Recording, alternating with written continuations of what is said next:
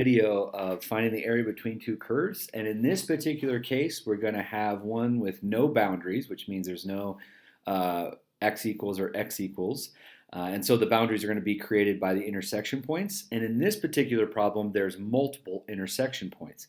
So I'm going to talk about how to handle that situation, okay? But the same thing applies here. We're still going to go through our process of setting the two functions equal to each other. Okay, so I have to determine where those intersection points are at. So I'm going to go over here as I usually do. Let's see, x to the third plus x squared minus 4x equals x squared. And so when I subtract the x squared, I get x to the third minus 4x equals 0.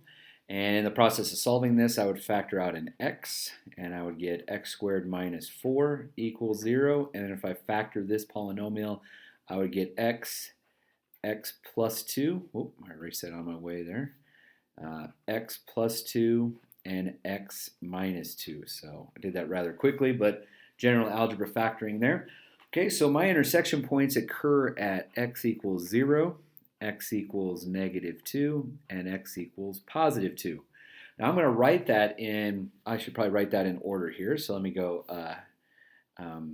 actually I'll just keep that like that, and then say, all right, so I'm going from negative 2, 0, and 2. So those are my kind of intersection points kind of in a gaze, okay?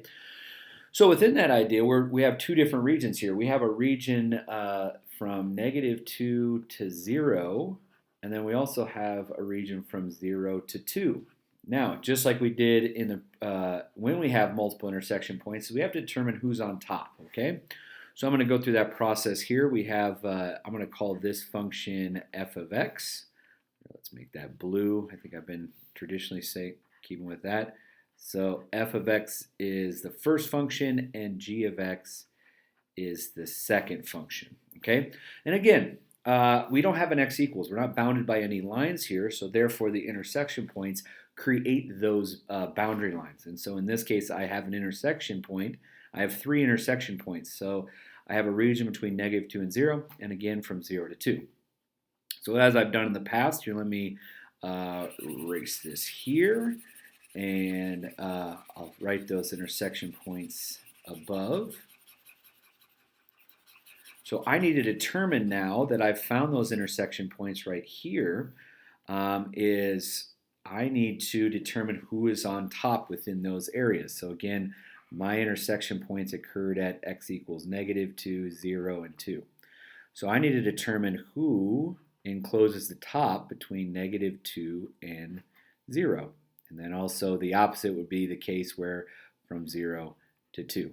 Okay, so let's test that out. Just take any point. I'm going to take 1. 1 seems like a pretty nice number to plug into these functions. So if I plug in 1 into g of x, I would get, let's see, 1 squared is 1. And then if I plug 1 into f of x, keep with my colors here, 1 into f of x, I would get negative 2. All right, so again, that'd be 1 plus 1, which is 2, minus 4, which would be negative 2. So that means that on this side, for the interval from 0 to 2, that g of x is on top. So I'm going to have g of x minus f of x in this region. It's going to go first, okay? So that's there. And then by default, because there is an intersection point, that would mean that on this side, it would be f of x minus g of x. All right, so we've got who's enclosing the top, so on and so forth. So now let's work through the problems. So we got f of x is x to the third plus x squared minus 4x minus x squared. So if I combine like terms, I'd end up with x to the third minus 4x in this area.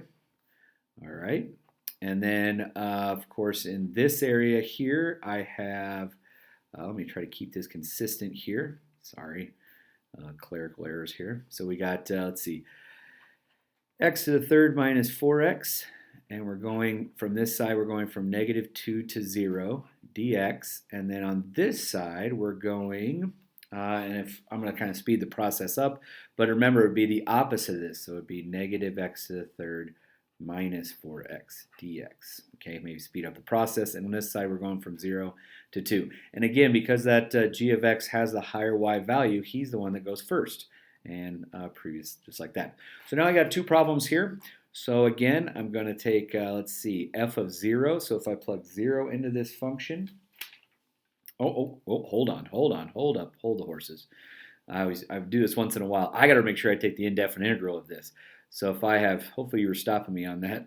If we got x to the fourth over 4 minus 2x squared would be the indefinite integral for that one, plus we're taking the same one, just its opposites, x to the fourth minus 2x squared, again going from 0 to 2. All right. So now what we have here is if I plug 0 into this function, right, I would get, so that would be 0 minus, and if I plug negative 2 into this, I would get negative 4. Okay, you could check that if you'd like. So this gives me 4 on this side, so the area of this piece is 4. And then if I do this side, I would plug in 2, and you get positive 4 minus 0, which in this case would be, again, 4. So my area of this specific space would be 8. All right, now let's take a picture of this and see how this all came together. So here we go. This screenshot right here. So here's a picture of the graph that we just determined here. I'm just going to plop it down right over here, right there. So what we did is we first found the points at which they intersect, which was at negative 2, 0, and 2. So there's my intersection points. Then I had to test, I tested 1 to determine who was on top. And I found that the x squared was on top in this section. Okay, so that's why this g of x came first. And then that other one was on the bottom, so that's why it came, so we subtracted it from that. And then you'll notice there was that opposite effect of right in here, that means the f of x was on top and g of x on the bottom. Okay, so that's why we had to flip-flop and break it up into two pieces. So hopefully this video helped you out, got you a hold of probably the more difficult problem that you might run into with the area between two curves. Please email me if you have any questions. Thank you.